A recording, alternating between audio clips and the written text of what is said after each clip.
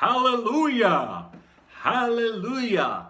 Genties and ladymen, earth-shattering breaking news. A small step for humanity, a giant step for mankind. For the first time in human history, which means that this is also the first time since the Ice Age and the Bronze Age and the Iron Age, a poor, oppressed, downtrodden female minority has defeated the patriarchy. She shot through the glass ceiling that hitherto forbade for people in her category to win any prizes and to have any visibility and any exposure and any credibility. And now she won the Oscars for best something, for the greatest ever country record. I'm sorry, it's not Oscars, it's called something else.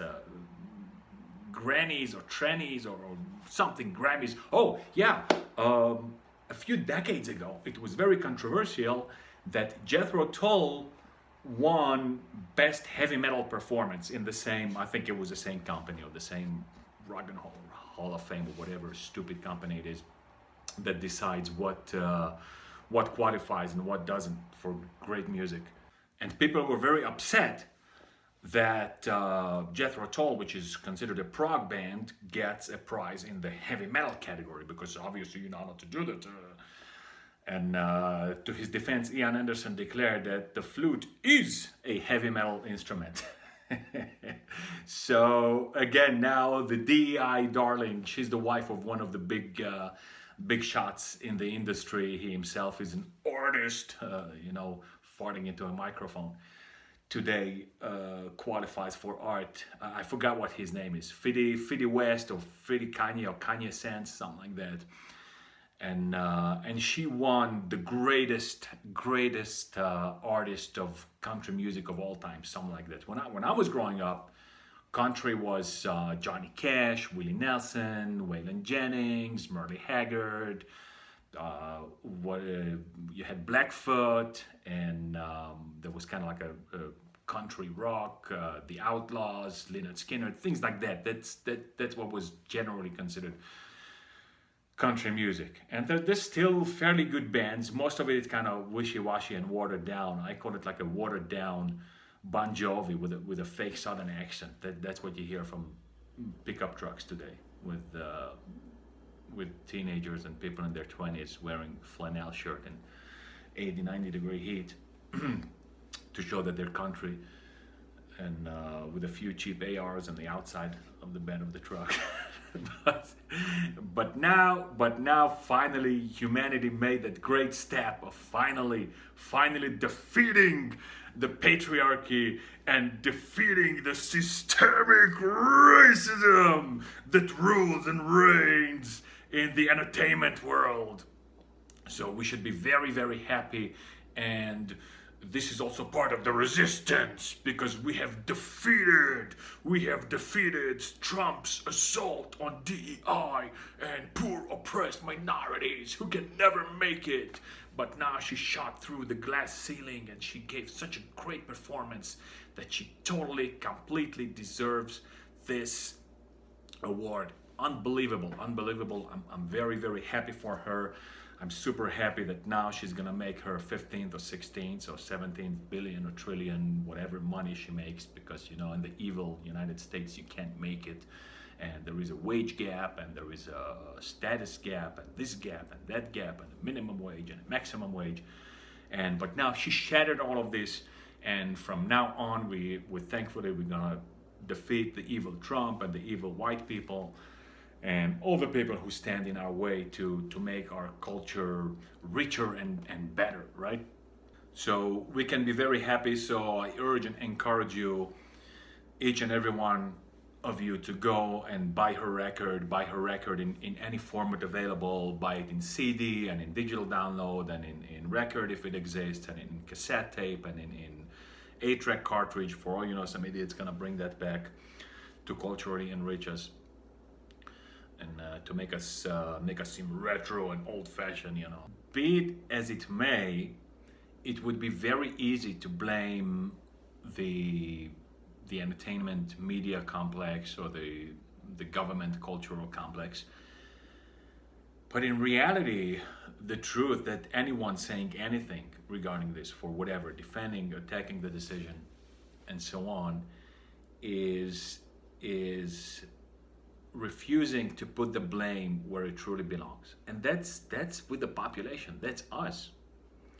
Anyone who has allowed a television in their homes is essentially opening a sewer pipe and destroying the family structure of their household. All of a sudden, a box with a glass screen in it and stupidity flickering on the screen became the centerpiece of the family. Instead of reading books, instead of having discussions, instead of going outside and doing something, it could be something as simple as just making a barbecue outside or playing a game, a ball game. Television became the opium of the masses, and the level of television has been continuously going down. I always talk about how revulsed and disgusted I am by the ball game culture. Now, make no mistake, I have no problem with ball games whatsoever, long as you play.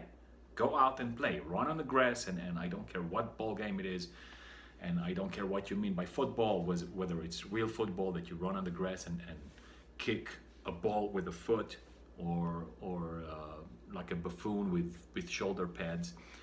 I can't say on YouTube what word that reminds you of, because the Google Gestapo is very strict about what you can and cannot say. But again, if you want to run around with shoulder pads and hold an elongated oval thing and think that you're playing football, go ahead, God bless you. You're still getting exercise, you're still moving, and it develops not just the body but the mind also. So there's maybe some sort of strategy in that, so you have to think, you have to make decisions. So it's good, it keeps the mind and the body alert, and of course you're getting exercise, which is excellent. But when people say, I'm into sports, what they really meaning is spending an inordinate amount of time sitting on the couch in front of the television and stuffing their face with stupid, unhealthy crap, McDonald's and Coca-Cola, right?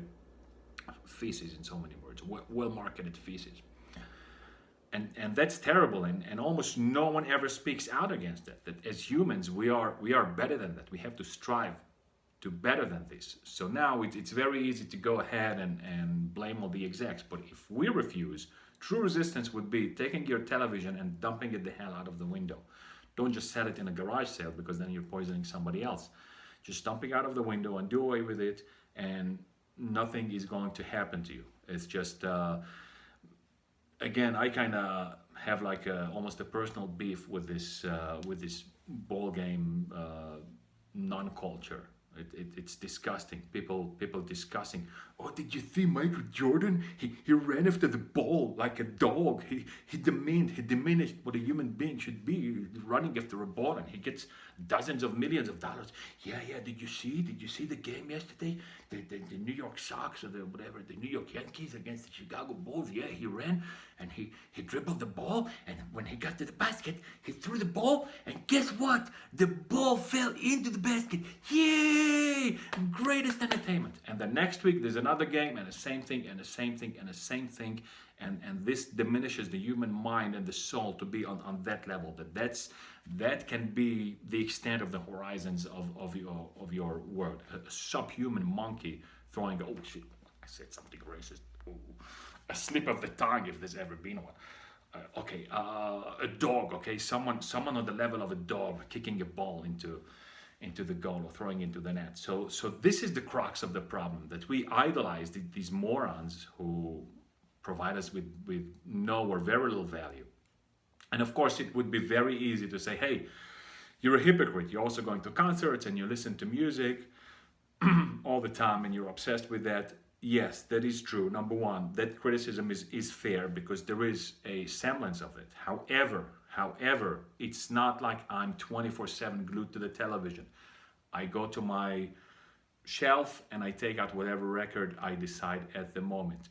Yes, I go to concerts where thousands, sometimes dozens of thousands of other people attend, but it's not like there is a season and then 24/7, that's what we do, that's what we discuss. Yes, we like talking about it, but it's not like a mass hysteria and hundreds of thousands of people are reduced to that. So there's much more. First of all, music in and of itself is a million times, it's not even comparable, it's richer, and everybody can choose for them the different musicians and different styles of music that they like and how to relate to it. When you put 120,000 people in a big arena to watch a ball game, you essentially put 120,000 dogs watching another dog running after a ball and reducing their intellectual and mental and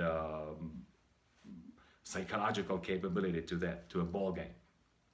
So I hope that this opens the eyes of people to that madness, right? And now, of course, they have to politicize the whole thing and give prizes to people who don't deserve them. Again, that's not a new tendency. So there is sort of this symbiotic relationship that when something gets famous, then all of a sudden the media is all over it. So the media amplifies it, so it goes back and it becomes more famous, and it snowballs and becomes an avalanche. So of course, part of what happened is also part of this. That's how many bands become very famous, even though they're not great artists. Obviously, you can mention a lot of names. I don't want to mention names because people are just gonna say that I hate them for no reason. But typically, the most famous shouldn't really be there. Not on musical merit in and of itself. It's because there is a marketing strategy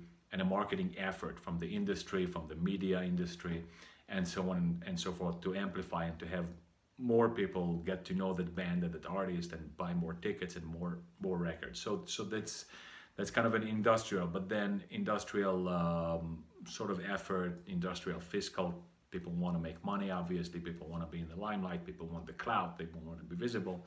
So they talk about the famous bands, and then it circles on itself.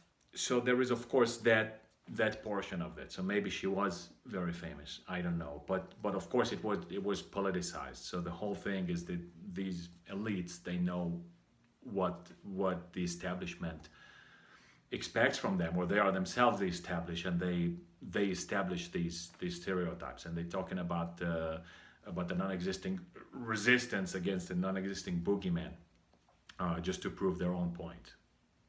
And the same thing happened in the 50s and the 60s, right? We went from phenomenal literature like Hemingway and Jack London and other great American authors, and then we went to the sub-smut, the garbage of Kerouac and Ginsberg and Maya Angelou. That today, if you dare say that this is horrible, it's not even art, it's nothing to do with literature, then obviously you're a white supremacist and part of the patriarchy and blah blah blah, and you want to keep other people out, which is obviously not the case. It's just calling a spade. But again, my deepest and greatest congratulations to whatever her name is, Fabia, whatever. No, it's not her. It's another one. It's another year. But congratulations on duly and truly winning the great award that you deserved. You're a true country artist. Yes, absolutely, 100%. You deserved it. There was no DEI. There was no other considerations, just the quality of the performance. That's the only thing that counted. So thank all of you guys, and until the next time, rock on and on.